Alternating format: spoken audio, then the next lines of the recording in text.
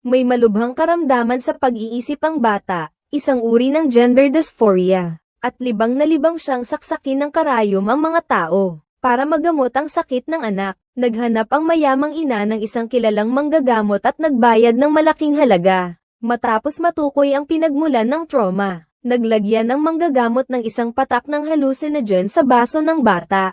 Plano niyang obserbahan ang reaksyon nito pagkatapos uminom. Ngunit labis na alerto ang bata. Ikaw din, uminom ka. Nayanig ang puso ng manggagamot, ngunit para hindi mapaghinalaan, nagkunwari siyang kalmado. Kunwari naglagay din siya ng isang patak sa kanyang baso. Akala niya'y perpekto ang ginawa niya, ngunit nang kukunin na niya ang kanyang notebook para makapagsulat, sinamantala ng bata ang pagkakataon at inilagay ang buong bote ng hallucinogen. Mabilis na ibinuhos sa kopeta ng manggagamot, walang kamalay-malay siya. Ininom niya ito agad sa harap ng bata. Habang handa na siyang itala ang kalagayan ng bata, bigla na lang siyang nakaramdam na parang naubos ang lakas niya. Nang makita ng pulis ang walang laman na bote sa mesa, agad niyang naunawaan. Pero huli na ang lahat. 200 ulit na mas mataas sa inirekomendang dosis para sa paggamot. Sa isang iglap, nilunok ng kakaibang mga guni-guni ang manggagamot. Nagsimulang magbaluktot at magbago ang buong silid.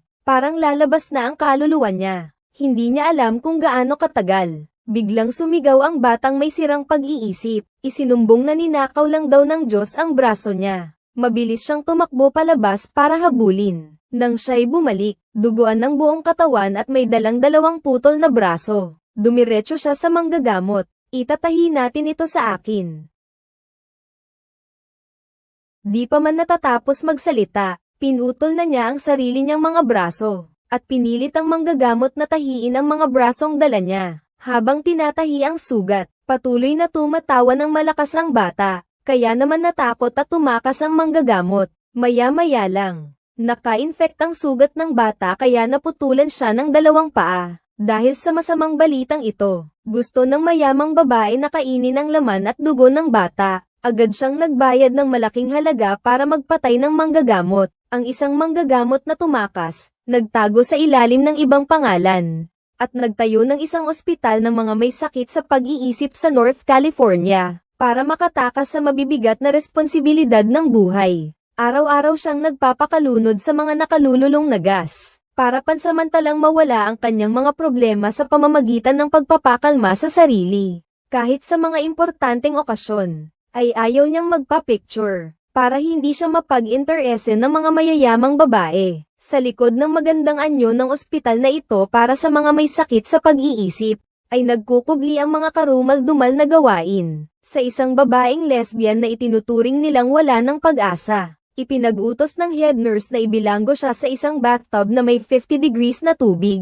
Nang halos himatayin na ang babae sa sobrang init, inilipat naman siya sa isang bathtub na puno ng yelo. Sa loob lamang ng 1 oras, ang pasyente ay dumanas ng matinding pagpapahirap sa pamamagitan ng pagluluto at pagyeyelo. Ang ganitong uri ng spa ay nagdudulot ng matinding paghihirap sa mga pasyente. Para maisulong ang ospital ng mga baliw. Hayan, ipinakita mismo ng punong manggagamot ang lobotomy sa publiko. At sabay-sabay na ginamo ang 4 na pasyente. Mga kabataan na madaling ma-distract. Mga pasyenteng may bipolar disorder. Mga pasyenteng may amnesia. SBNs. Simula sa pasyenteng may amnesia. Unang gagawa ng isang maliit na hiwa sa sentido. Tapos ay itututok ang hand drill sa cranial cavity. Hanggang sa madurage ang frontal lobe tissue. Ang madugong pangyayaring ito ay nagdulot ng pagkawala ng malay sa mga namumuhunan. Para mabawasan ang pagduwal ng mga manonood, agad na iniba ng director ang paraan sa pagputol ng frontal lobe sa pamamagitan ng eye socket. Ginamit ang ice pick kapalit ng drill. Diretso sa ibabaw ng socket ng mata. Marahan na tinapak ang ice pick para maipasok at madurage ang frontal lobe. Ang ginawang ito ay nagpasukan ng paulit-ulit sa head nurse. Kahit ang mga male nurse ay hindi makatingin ng diretso. Si Lala lang, ang bagong nurse, ang nakatitig na interesado. Ang kanyang mga mata ay puno ng pagkauhaw sa kaalaman. At nang matapos ay siya pa ang nanguna sa pagpalakpak. Ang dahilan kung bakit siya ganoon kasipag, ay para mailigtas ang kanyang kapatid na nakakulong sa kulungan ng isang mental hospital. Isang gabing maulan, 6 na buwan na ang nakakaraan. Ang baliw na kapatid niyang si Edmund ay pumatay ng 4 na pari. Nang saksakin niya ang huling biktima, nakita siya ng isang nakaligtas na nagtatago sa ilalim ng kama. Pagka-aresto kay Edmund, dahil nagsasabing may problema siya sa pag-iisip, at hindi karapat-dapat na magpatuloy sa paglilitis. Pansamantalang nakakulong siya sa isang mental hospital, at naghihintay sa pagsusuri ng doktor sa kanyang kalagayan sa pag-iisip. Pagkatapos ay dadalhin si Edmund sa korte, at magsasaksi ang mga nakaligtas, para hatulan siya ng parusang S, para mailigtas ang kanyang kapatid. Nagpasya si Lala na unahin munang tapusin ang mga nakaligtas. Nagpanggap siyang isang taimtim na si JT para makalapit sa mga nakaligtas. Sa wakas, dahil sa panghihikayat niya, handa nang sabihin ng mga nakaligtas kay Lala ang nakita nila noong gabing iyon. Dumating sila sa isang motel. Kunwari ay binuksan ni Lala ang recorder, at nang hindi ito makapansin, naglagay siya ng MHY sa baso ng tubig. Pagkatapos uminom ng nakaligtas, maya-maya ay nahilo na siya. Nang magising ulit siya, nakatali na siya. Hawak ni Lala ang isang ice pick at martilyo. Lumapit sa kama para patayin siya ng mapayapa. Si Edmund Thorsen ang kapatid ko. Pagkatapos, ginaya niya ang paraan ng Dean. Itutok ang matulis na yelo sa mga mata ng nakaligtas. Diyos ko sa pamamagitan ng iyong pari. Matapos maduraj ang frontal lobe, ang nakaligtas ay parang patay na. Hindi na siya makakasaksi sa korte. Matapos ang nakaligtas, susunod naman ang direktor. Ang direktor na nagpapa-fuel. Bigla siyang inatake ng isang mamamatay tao. Mabuti na lang at nakaiwas siya agad.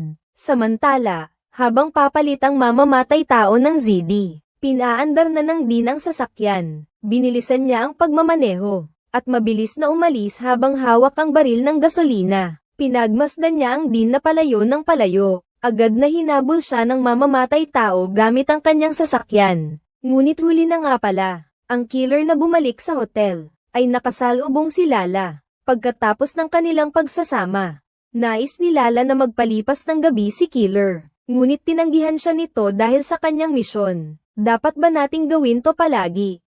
Nakakapagpawala nga ito ng stress. Yun lang ang masasabi ko. Ang laki ba ng pressure sa trabaho mo ngayon? Para lang itong laro ng pusa at daga.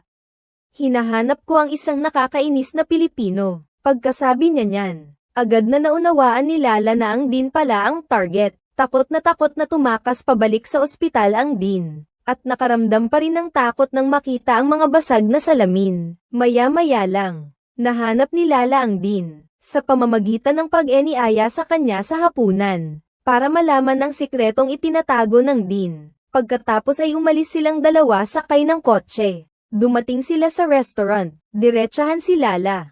Bakit kanya sinalakay? Gusto sanang magpanggap ng Dean na wala siyang alam. Ngunit agad ding nakita ni Lala ang kanyang pagkukunwari. Halata pong may nagawang krimen kayo. At mariin niyang ipinangako sa direktor, na haharapin niya ito kasama, para mawala na ng tuluyan ang killer. Sa huli, dahil sa pagkaantig ni Lala, nagsabi na ang direktor ng paggamit niya noon ng hallucinogen sa paggamot sa anak ng mayamang babae. At ang pangyayaring nagdulot ng pagbagsak nito. Nalaman ko na ang buong pangyayari. Isang panibagong plano ang palihim na sumibol sa puso ni Lala.